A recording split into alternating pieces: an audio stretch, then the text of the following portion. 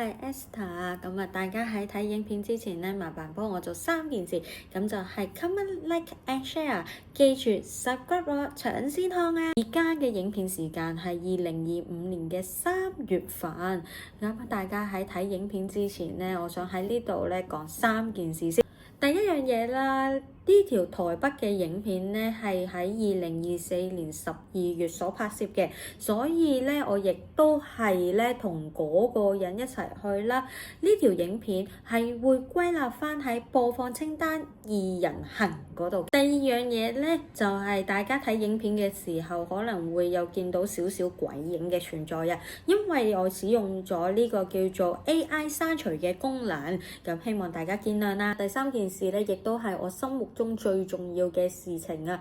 因為咧台北呢條影片咧，本身我係的確唔想再剪噶啦，只不過咧裡面有一樣嘢咧，我係好想同大家分享，就係 YouTuber 迪妹所開嘅飲品再睡5分鐘啊！呢間鋪頭咧，其實又喺迪妹開張。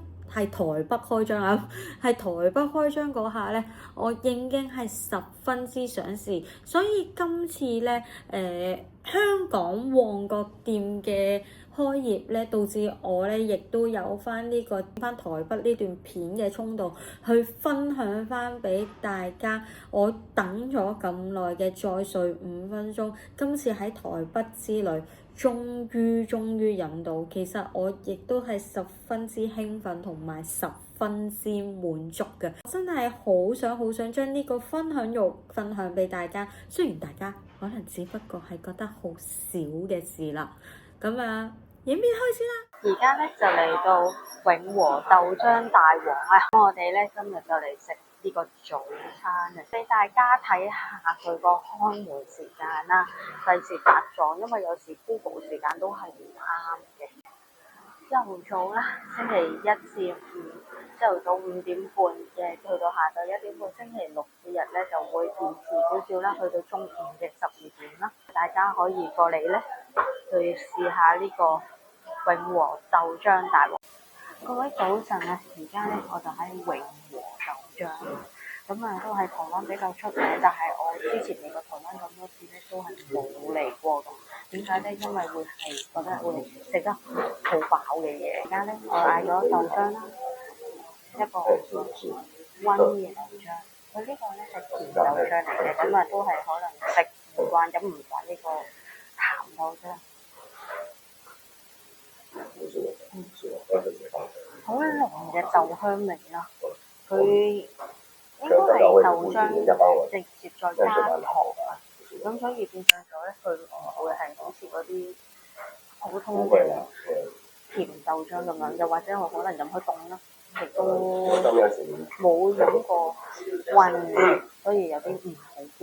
咁佢而家咧就試下呢個咧係蛋餅加油炸鬼。我亦睇到啱啱天起嘅，所以咧就好熱辣辣，出晒煙啊！真係點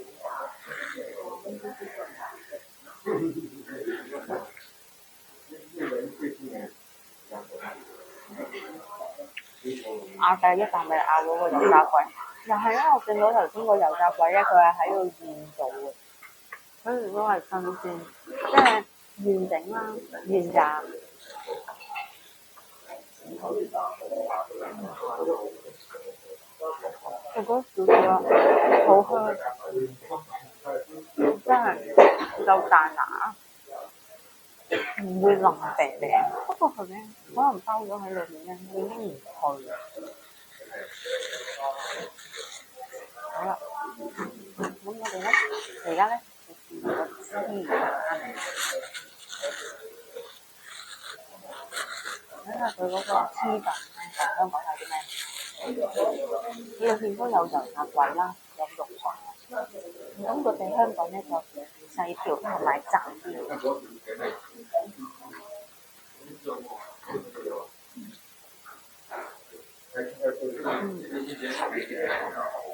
嗰個鹹肉鬆好香，好味。佢嗰個咁樣咧，香港呢個係咪田肉鐘咧？其實都係好食噶喎，但係呢個鹹肉鐘咧，真係好好食啊！啲人個位好脆，因為裡面亦都有榨菜。頭先加多咗個小籠包，嗰啲隻包咧唔似係薄皮嗰種，咁佢就係屬一個包咁樣啦。跟住之後咧，而裡面咧就呢度40蚊啦，咁就唔一定話要成日買。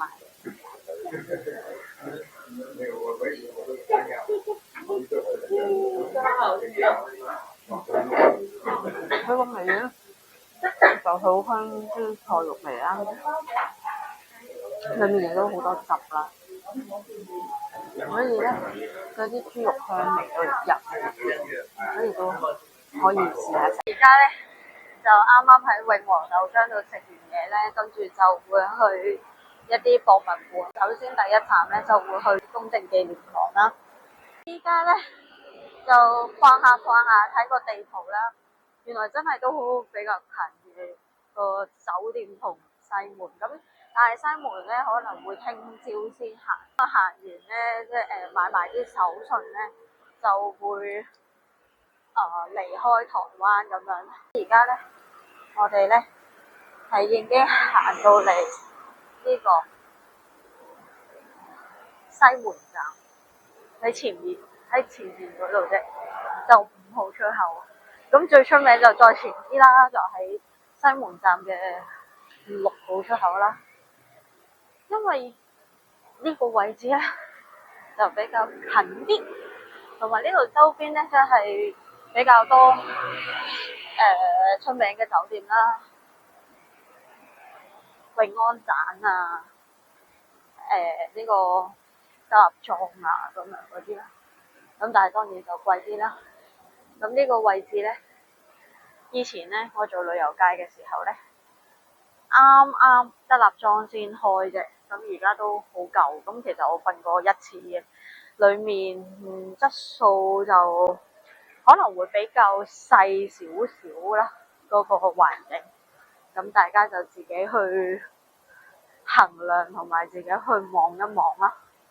而永安盞咧就係一間比較大型高級嘅酒店啦。而家嚟到呢個係中正紀念堂，係一個國家紀念館嚟嘅，紀念呢個過世咗嘅前總統蔣中正而起嘅，咁就係咁樣啦。咁其實連個地鐵站咧都係特色少少，呢度都會係有周邊嘅路燈啦，都會係有翻即係有掛翻台灣嘅國旗咁樣嘅。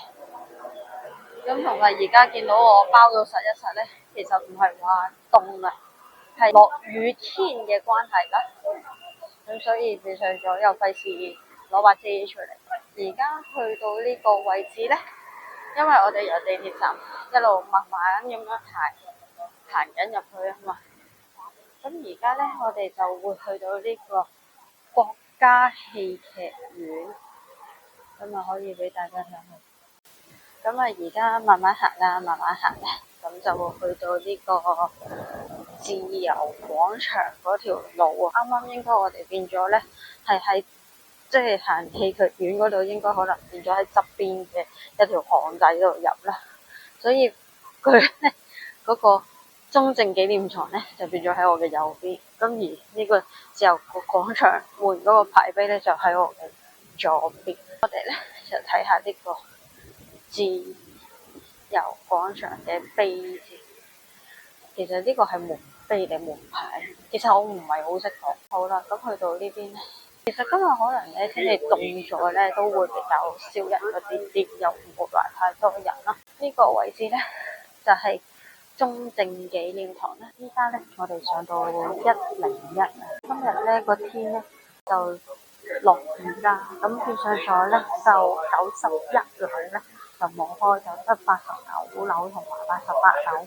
上次嚟睇咧就係睇呢個夜晚版嘅，我之前嚟睇，咁今次嚟睇咧就會係一個朝頭早版，咁啊睇得會係更加清晰。而家咧啱啱係101出嚟啦，咁喺翻台北101嘅捷運站嘅2號出口行過嚟5分鐘咧，咁就去到一間有 YouTuber 迪妹開嘅海水5分鐘嘅分店，呢度叫做台北吳興站啊。咁啊，之前嚟高雄嘅時候咧，都好想去翻高雄嘅分店啦。咁而家就過到嚟 Lucky， 咁啊睇下有冇開門。因為呢度好靜，始終居民區咧真係唔係好知佢究竟有冇開門。我哋繼續行先，但係咧可以見到個招牌㗎。行前少少，大家咧就會見到啊！啱啱喺我個頭嘅頂嗰度，就係呢個。咁但係當然啦，喺 Google Map 嘅時候咧，係要再轉翻入去轉左少少嘅，先會見到。而家咧我就嚟到 Lucky，再上5分鐘，咁就係阿迪妹嘅店。頭先買完啦，咁就疫情咧買埋一個咧係手搖嘢飲嘅杯啊，咁啊可以攞翻公司用都冇問題嘅。跟住大家可以睇下，咁啊翻到香港先拆箱啦。跟住佢另外咧，亦都係會有附送個吸管嘅，咁有個幼嘅吸管啦，都好硬嘅，咁啊行過香港嗰啲好多先。咁就嗌咗一杯黑糖珍珠鮮奶，咁啊另外嗰杯咧就係開心果金圈啊，試下先。我哋咧試咗呢杯開心果奶蓋先。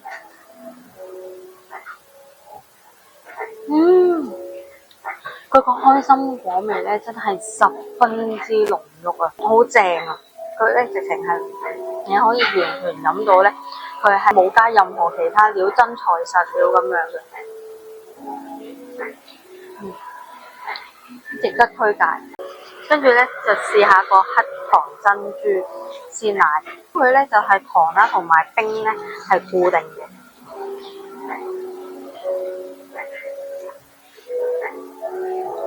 佢係好濃黑糖味啦，跟住之後咧再鮮甜，個鮮味咧個鮮奶好鮮嘅，好味，調解得好好。頭先咧就搭咗呢個208號巴士線啦，就去咗呢個大稻埕碼頭。咁呢邊咧頭先一路行過嚟嘅時候咧，都係賣緊呢個海味嘅，類似海味街咁樣啦。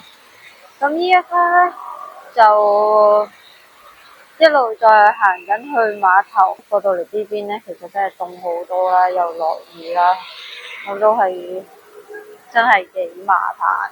總之攞把遮啦。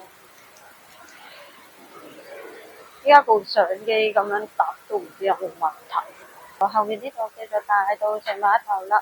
咁我上 Google Map 咧就睇到咧有啲船咧，其實係可以去到呢個淡水嗰邊嘅。咁我後面呢條應該係，我都唔知係河定海啦。講真嗰句，真係要上 Google Map 去睇翻。同埋咧呢度咧，啲人就話啦，其實都係一個大景點之一啦，可能即係浪漫啲，沿住海邊咁樣行，咁啊都唔拖唔浪漫啊，咁樣落雨法咁長啦，咁咪可以行嘅，慢慢行咯。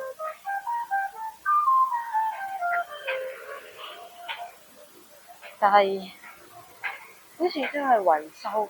而家翻到嚟寧夏夜市嘅蚵仔煎大王，咁啊叫咗個蚵仔煎嘅煎咧，比琴日嗰個曉河街夜市嗰度多汁好多啦。同埋呢個咧，嗰度係琴日曉河街夜市我都唔記幾錢啦，但係呢個咧就80蚊，係咪大家可以睇到啦？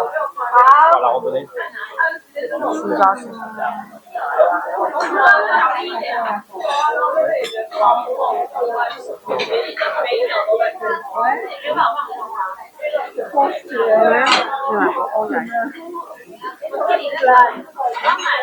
同埋佢聚手好多，即係香好多。跟住咧就嗌咗個扁湯啦，咁啊天氣太凍啦，咁啊都好悶下，10蚊，好飽滿，好肥。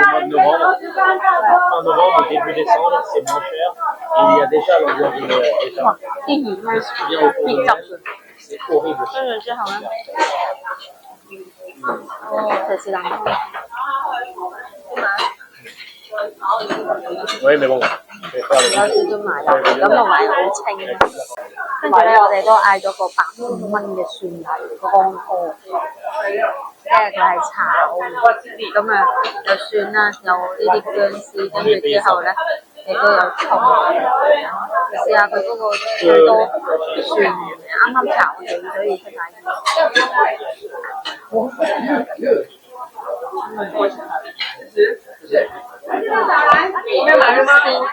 跟住之後咧，佢見到呢個蚵仔咧係勁肥啦。我而家就啱啱食完呢個蚵仔煎，喺蚵仔煎大王度出嚟啦。其實頭先咧行過嚟嘅時候咧，亦都會見到咧有個叫做我們這一餐呢樣嘢嘅。咁呢個我們這一餐咧，應該就係實景節目啦，有4-5個明星喺度啦，但係我認得嘅咧只有胡宇威，真係唔好意思啦。希望我仲要係冇認錯，我 zoom 少少俾大家睇下啦，因為其實我唔知認唔認得。